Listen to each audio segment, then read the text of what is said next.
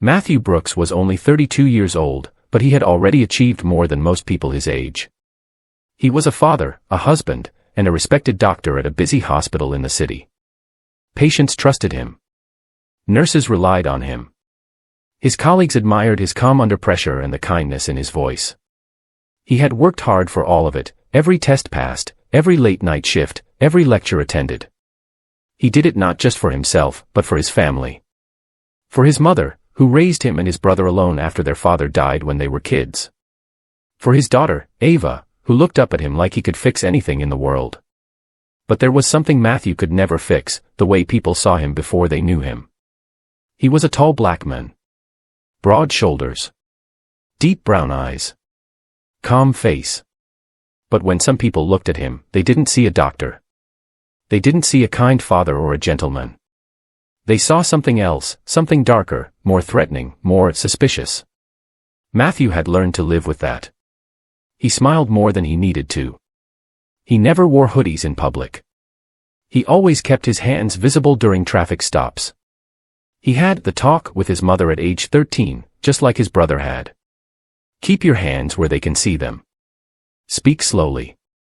Be respectful even if they aren't. He followed those rules every day. Not to stay polite, but to stay alive. It was a Friday evening. The sun was setting behind the hospital as Matthew walked to the parking lot, tired but smiling. He had just saved a young boy's life during surgery. The boy had been in a terrible car crash. He had a fractured rib, a punctured lung, and a swollen brain. But Matthew had kept steady hands. He had led the team like a captain. And now the boy was breathing on his own. "See you Monday, Dr. Brooks," a nurse called from across the parking lot. "Have a good weekend, Jasmine," he replied, unlocking his car. He looked at his watch. 5:46 p.m. If he didn't hit traffic, he could make it home by 6:30. Just in time to see Ava's school play. She had been practicing her lines all week. "I'm a sunflower," she kept shouting, arms wide like petals. Matthew chuckled at the memory and turned on the radio. He drove carefully through the downtown streets, humming along with the music, still in his scrubs and ID badge, his stethoscope tucked in the seat next to him. As he entered a quiet neighborhood street, he noticed the flashing lights in his rearview mirror. Red and blue. His smile faded. He blinked. Was that for him? He glanced at his speedometer. 28 in a 30 zone. No turns missed. No broken taillights. He signaled and pulled over slowly, rolling down both front windows and placing both hands visibly on the wheel, left at 10 o'clock, right at 2 o'clock, like he had practiced since he was a teenager. His heart beat faster. Not because he had done anything wrong. Because he had seen what happens when black men look wrong. The officer stepped out of his car and walked up. He was tall, white, maybe late 40s. Big boots. Sharp jaw. One hand resting near his hip, near his holster. He leaned slightly forward, staring into the car. "License and registration," he said. Matthew's voice stayed low. "Yes, officer. It's in my wallet. May I reach for it?" The officer narrowed his eyes. "You're awfully nervous. You got something to hide." Matthew swallowed hard. "No, sir. Just want to follow instructions carefully." "You from around here?" the officer asked, his tone sharp. "Yes, I live 2 neighborhoods down. Just finished work at the hospital." "Hospital," the officer said, one eyebrow raised. "Yes. I'm a doctor." "You a doctor?" The officer snorted lightly. "What's your name?" "Matthew Brooks." The officer glanced down at the ID badge hanging from Matthew's chest, but didn't really look. "Step out of the vehicle," he said suddenly. Matthew's throat tightened. "Sir, may I ask why I'm being stopped?" "You match the description of a suspect in a vehicle theft. Black male, dark sedan, hospital area." Matthew blinked. "This is my car. I can show you the registration and my work ID." The officer stepped closer. "Are you refusing to exit the vehicle?" "No, sir," Matthew said quickly. "Just trying to understand." He slowly unbuckled and stepped out. The officer told him to place his hands on the hood. "Sir, I don't understand. I'm on my way home to see my daughter." "I'm..." "Quiet," the officer said. "You talk too much." Matthew's hands pressed against the hood. It was still warm from the engine. He could feel sweat forming on his forehead. He heard passing cars slowing down. Someone on the sidewalk paused and stared. He heard the officer speaking into his radio. Calling in the license plate. Running his name. Matthew had never been arrested. Never even gotten a speeding ticket. But right now, he felt like a criminal. Minutes passed. He stayed still. His stethoscope lay quietly on the passenger seat, like it didn't matter. The dispatcher's voice crackled through the radio. No record of theft. Vehicle registered to Matthew Brooks. No outstanding warrants. The officer stood quietly. Then he said, "You're free to go." No apology. No explanation. Just, free to go. Matthew stood there a moment longer. His hands still slightly trembling. He turned around. "Sir," he said, voice level but tight, "why did you treat me like that?" The officer didn't answer. Was it my car? My face? My skin? Still no answer. Matthew walked back to his car. His hands on the wheel again, but this time, they felt heavier. He drove away. Not fast. Not slow. Just steady. But inside, everything shook. At home, his wife noticed his silence. Ava ran to him with her sunflower crown, laughing and spinning. "Daddy. You missed it. But I saved you a flower." He knelt and hugged her. She didn't see the pain in his eyes. But his wife did. Later that night, after Ava went to sleep, Matthew sat in the kitchen, staring at his coffee. It had gone cold. "I did everything right," he said. "I know," his wife whispered. "I wore my ID.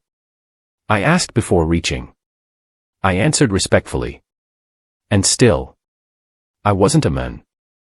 I was a threat." His wife reached for his hand. "You are not what he saw. You are more." But Matthew couldn't stop the thought that played over and over in his mind. What if I didn't have that ID? What if I had reached too fast? What if my skin made someone fear me more than my kindness could calm them? He was a doctor. But tonight, he had been reminded that before his name, before his job, before his story, he was black. And that, to some people, was enough. The next morning, Matthew stood quietly in front of his bathroom mirror.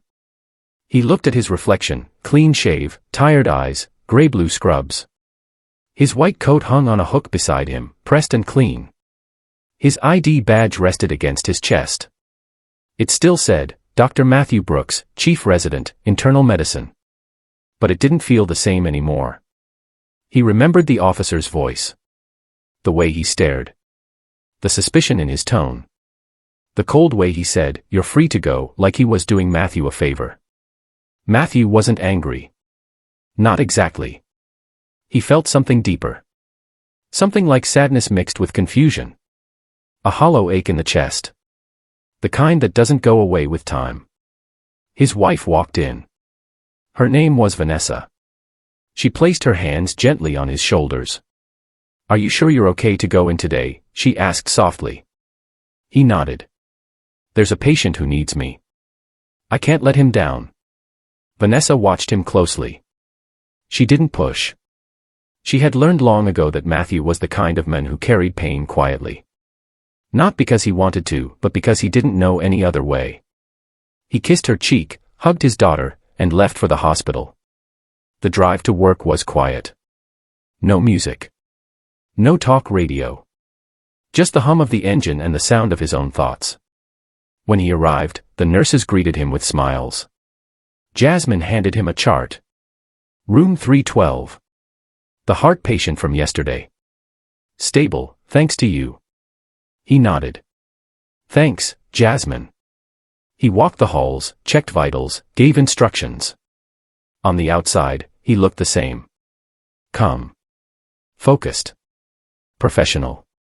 But inside, something had shifted. During his lunch break, he sat alone in the staff lounge. He opened a book but couldn't read. His mind wandered. A young intern walked in. His name was Daniel. White. Early 20s. Fresh out of med school. "Dr. Brooks," he said, smiling. "I heard you handled a complicated surgery yesterday. That kid with the broken rib?" Matthew nodded. "Yeah. He's doing better today." "That's amazing. I hope I can be half the doctor you are." Matthew looked at him. "Thanks, Daniel." Daniel sat beside him. "Hey, can I ask something personal?" Matthew raised an eyebrow. "Sure. Have you ever felt like patients don't trust you? Like, because of how you look?" Matthew blinked. That wasn't what he expected. Daniel looked down. "Sorry if that's rude. It's just, yesterday I was with you in the hallway, and I noticed a patient asked for a different doctor before you even spoke." Matthew exhaled slowly. "Yeah. That happens sometimes. Doesn't that bother you?" Matthew gave a sad smile. "It used to. Now it just hurts." Daniel frowned. "But you're so good at what you do." "I don't get it." "That's the thing," Matthew said quietly. "It's not about what I do. It's about who they think I am before I even speak." Daniel stayed silent. Matthew leaned back. "Let me tell you something. In med school, my grades were top 10 in the program. But there were patients who called me boy or asked me to bring water because they thought I was an orderly. I've had people ask if I really went to medical school. I've had security follow me in stores after my shift. And just yesterday, I was pulled over by a cop because I looked like someone suspicious. He didn't ask for proof. Just told me to get out and put my hands on the hood." Daniel looked shocked. "What did you do?" "I stayed calm. Like I was taught. I didn't argue. I showed my ID. He let me go. No apology." Daniel looked down again. "That's not right." "No. But it's real." Daniel nodded slowly. "I didn't realize it was that common." Matthew looked at him. "That's the problem. A lot of people don't realize. Not because they're bad people. But because they never have to think about it." Daniel hesitated. "Is there anything I can do?" Matthew paused. "Listen. Believe people when they tell you their pain. Speak up when you see something wrong. And don't be afraid to check yourself too." Daniel nodded. That afternoon, Matthew saw a new patient. An older man. White, maybe in his 70s. His name was Mr. Jensen. Matthew walked into the room and greeted him kindly. "Good afternoon, Mr. Jensen. I'm Dr. Brooks. I'll be overseeing your care today." Mr. Jensen squinted. "You're the doctor?" Matthew nodded. "Yes, sir." Mr. Jensen looked him up and down. You don't look like one." Matthew didn't flinch. "Well, I am. Let's talk about your heart condition." Mr. Jensen stayed cold. He answered questions but didn't meet Matthew's eyes. When Matthew left the room, a nurse whispered, he asked if he could have a second opinion. Said he wanted someone more experienced. "But we know what that means." Matthew nodded. "It's okay. I'll still treat him the same." Over the next few days, Matthew continued to care for Mr. Jensen. He treated him with the same kindness he gave every patient. He listened. He explained things clearly. He didn't take the coldness personally. On the third day, something changed. Mr. Jensen asked, "Why do you do it?" Matthew tilted his head. "Do what?" "Treat me so well. Even though I wasn't kind to you." Matthew paused. "Because I took an oath. And because I believe that kindness changes people more than anger ever could." Mr. Jensen looked away. "You remind me of someone. A friend I had in the army. He was black too. Saved my life once." Matthew smiled gently. "Then maybe you already know the truth, that who we are isn't defined by skin. It's defined by action." Mr. Jensen nodded slowly. I was wrong. I'm sorry. Matthew accepted it. Not because it erased everything, but because it was a start. That evening, he returned home. Vanessa greeted him with a warm smile. Ava ran to him with another drawing. This time, she had drawn their family in front of a hospital. She pointed. That's you, Daddy. You're the superhero. He looked at the picture. His skin was brown. His stethoscope was big. His smile was wide. And in Ava's eyes, he was still enough. Later that night, Matthew sat on the porch. The stars were out. The air was cool. He thought about the patient. The officer. The questions. The pain. He also thought about Daniel. About Mr. Jensen. About his daughter's drawing. He knew racism wouldn't disappear overnight. But he also knew this. Every time someone listened. Every time someone admitted they were wrong. Every time he stood tall, wore his badge with pride, and did his job with love. He was pushing the world a little further toward justice. And that, for now, was enough. Matthew woke up early on Saturday. Normally, it was his day off. But that morning, something felt different. Not heavy like the day after the traffic stop. Not tired like the long hospital shifts. Just thoughtful. He sat by the window with a cup of coffee, watching the quiet neighborhood slowly come to life. A jogger ran by. A mail truck parked across the street. In the kitchen, Vanessa and Ava were making pancakes. He could hear their laughter. It was the kind of sound that softened the sharpness of the world. But in Matthew's heart, something still sat quietly. The kind of silence that waits to be understood. After breakfast, Vanessa placed a gentle hand on his arm. You've been quieter than usual, she said. You want to talk about it? He nodded slowly. I've been thinking about what happened, about what's been happening for years. Vanessa listened, as she always did. He spoke softly. I've spent my whole life trying to be more than what they expect of me. Dress better. Speak softer. Work harder. Just to prove I belong. But I'm tired, V. Vanessa squeezed his hand. You do belong. Not because you've worked twice as hard. But because you're enough, just as you are. Matthew exhaled. Her words touched the part of him that still needed to hear it. Later that day, Matthew drove to a small bookstore across town. It was owned by a retired teacher named Mr. Lyle, an older black man with a warm smile and a love for history. They had met years ago when Matthew gave a health talk at the local community center. Since then, they'd become friends. When Matthew walked in, Mr. Lyle looked up and smiled. Dr. Brooks. You look like a man carrying too much in his chest. Matthew chuckled softly. You're not wrong. They sat together near the back of the shop. Dusty books surrounded them. The smell of old pages and cinnamon tea filled the air. Matthew told him everything. The stop. The officer. The looks. The apology from Mr. Jensen. The conversation with Daniel. Mr. Lyle nodded, listening carefully. I've seen that look before, he said. That tired look in your eyes. I had it too.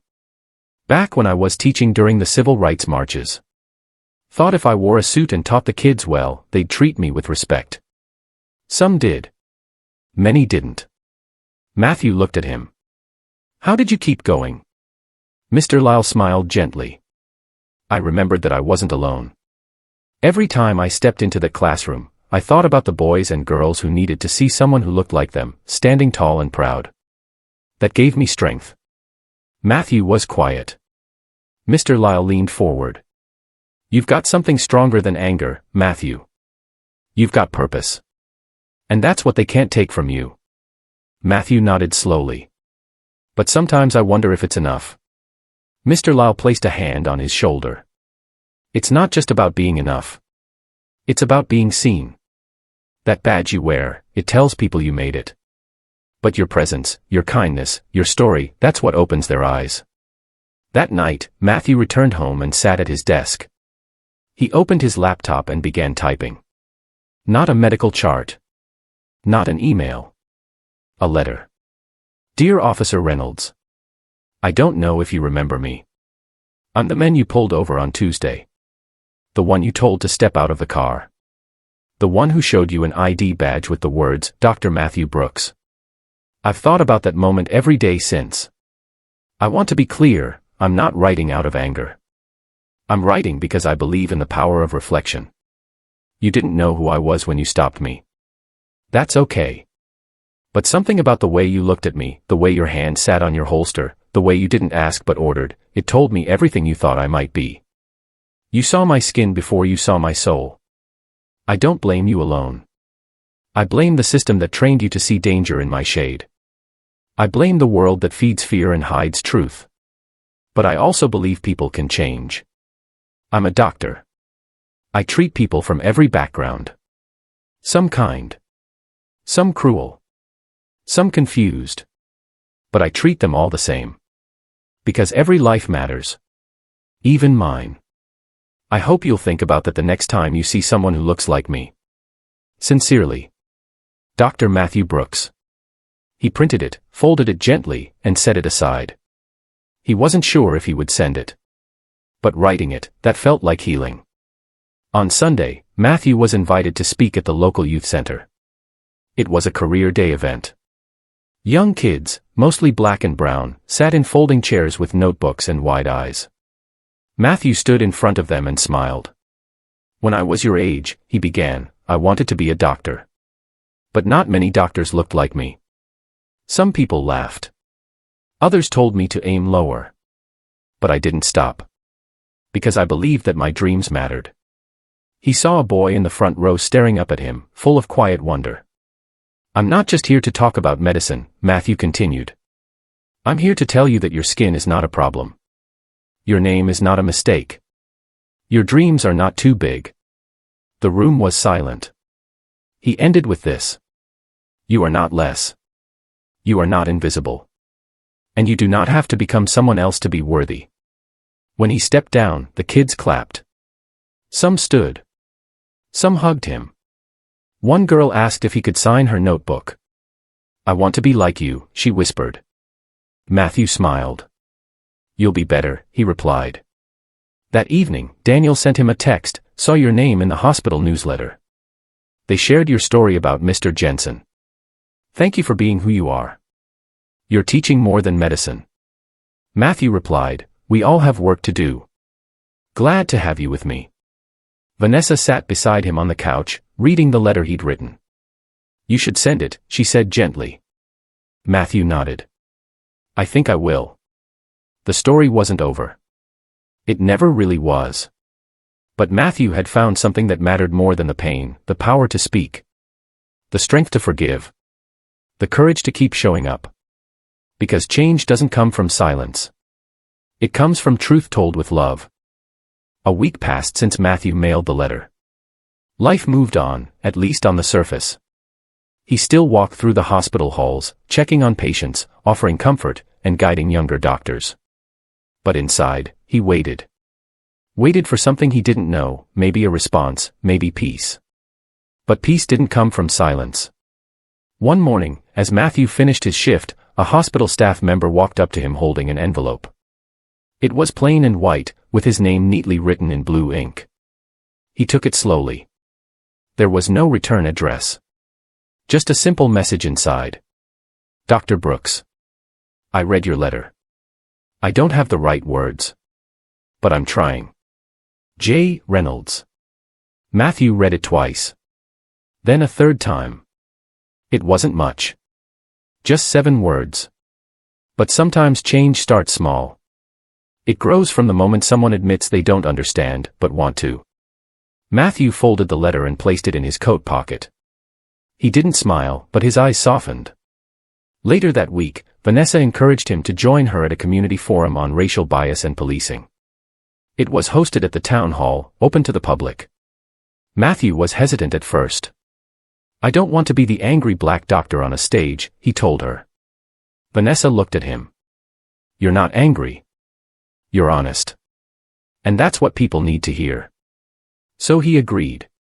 The room was packed, Black families, white neighbors, students, teachers, even a few uniformed officers sat quietly, some with arms crossed, some with eyes down. Matthew sat beside a panel of speakers. One was a high school student who had been stopped and searched walking home from basketball practice. Another was a pastor whose son had been wrongly accused of stealing from a store. Each story hit the air like quiet thunder. Then it was Matthew's turn. He stood slowly, hands steady, voice calm. My name is Dr. Matthew Brooks. I live here. I work at your hospital. I treat your children, your parents, your friends.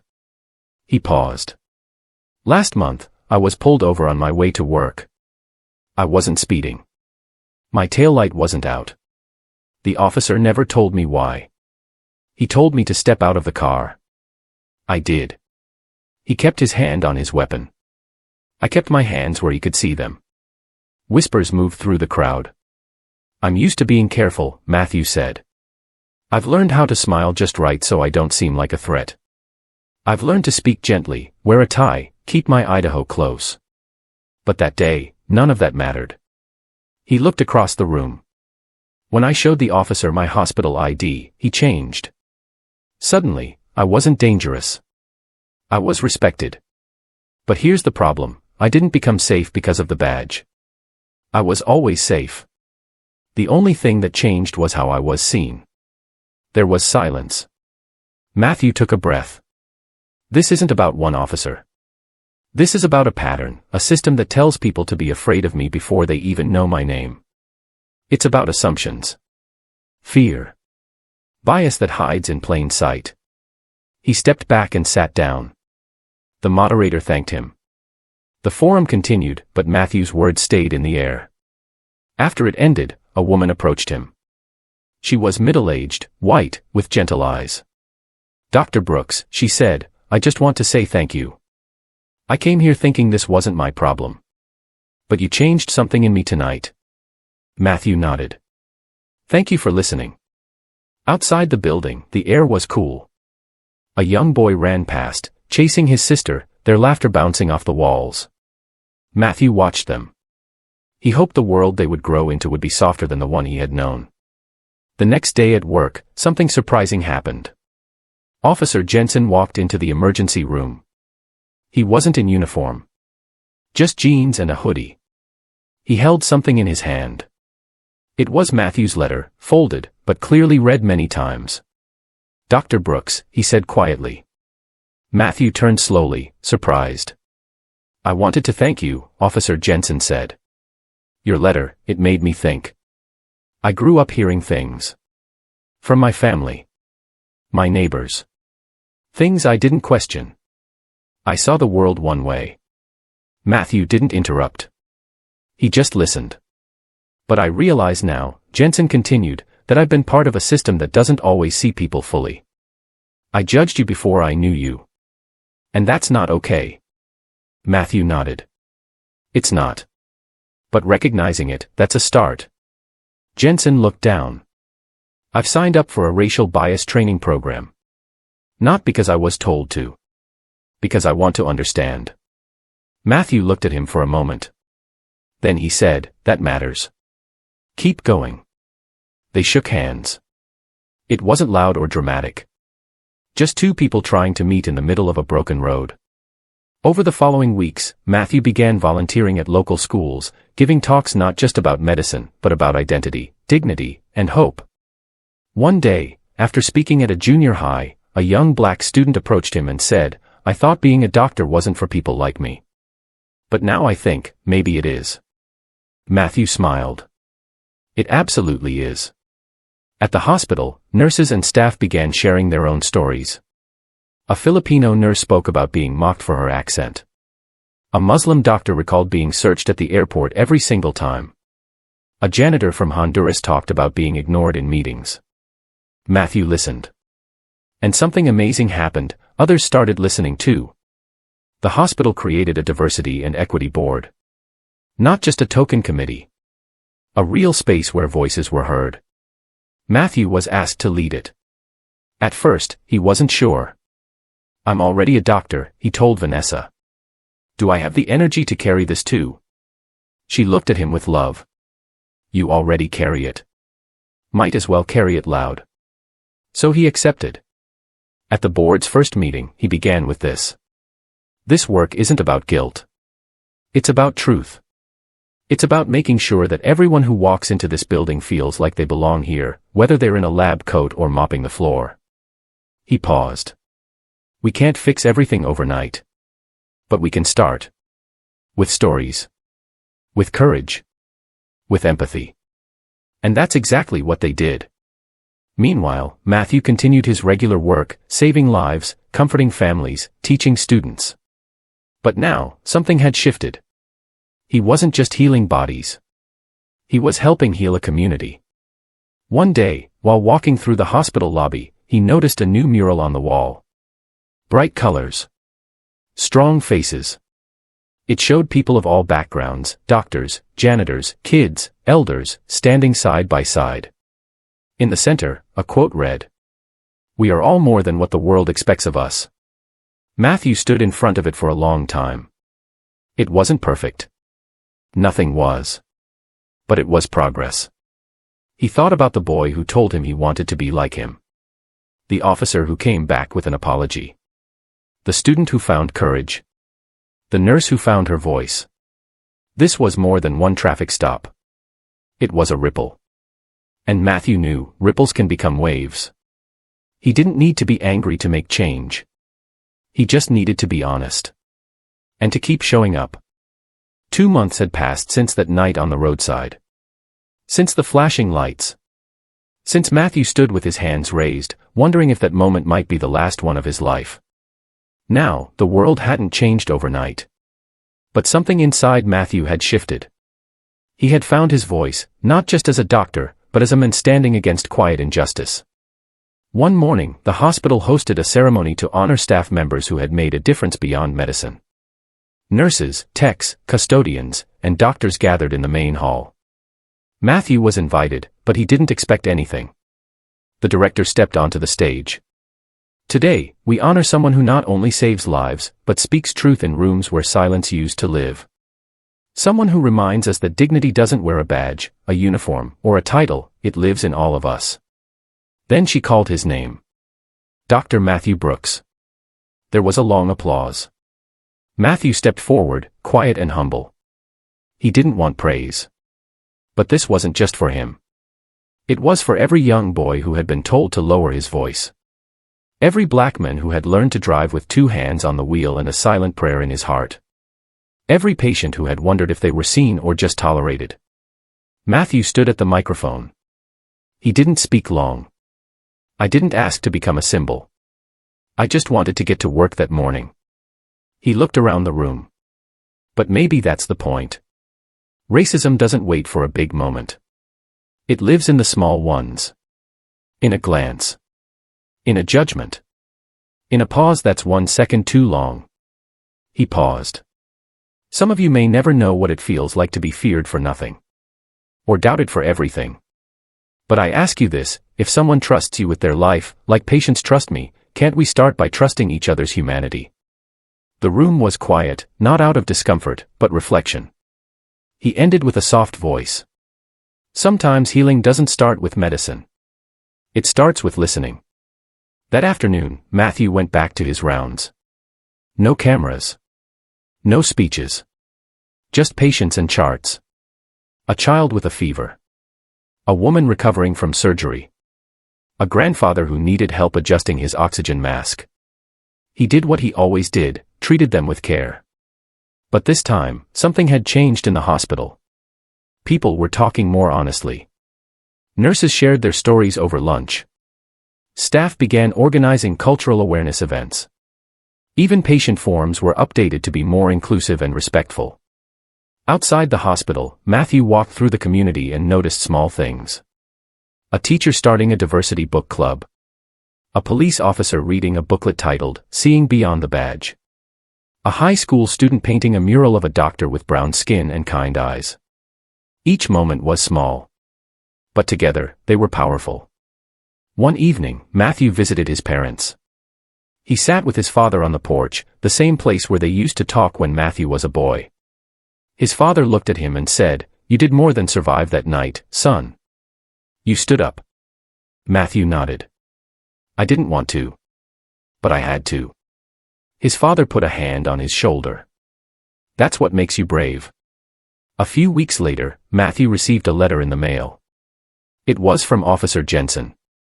It read, "Dr. Brooks, I've started leading a workshop for new recruits on racial awareness. I use your story, if that's okay.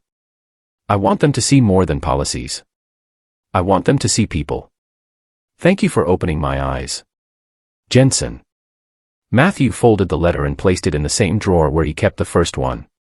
The drawer was getting full now, with thank you notes from students, messages from patients, a photo from the community forum, and that very first letter that started it all. He looked at them for a moment. Then he smiled, not because everything was perfect, but because he had helped push the world a little closer to fairness. That night, he sat by the window. The stars were bright. The air calm. And in his heart, he felt something stronger than anger. Something deeper than fear. He felt purpose. Because he knew that when one voice speaks with truth, it can echo into many hearts. And when one story is shared, others are finally believed. We must never judge people by their skin, their job, or the assumptions we've been taught. True change begins when we choose to listen, to learn, and to treat every human being with dignity and respect, no matter who they are or what they look like. Silence protects injustice, but voices, even quiet ones, can shake walls and heal wounds. Choose to speak. Choose to see. Choose to do better. If this story moved you, don't let it end here. Share it with someone. Talk about it with your friends, your family, your classmates, your co-workers. Start the hard conversations that lead to real understanding. Educate yourself. Stand up when you see injustice, whether it's loud or silent. Treat every person you meet with respect, no matter their race, background, or uniform. We all have the power to break the cycle of racism, but only if we choose to act. Be the reason someone feels seen. Be the voice that makes others feel heard. Be the change that builds a world where everyone is treated equally. Like. Share. Comment your thoughts below, because your voice matters.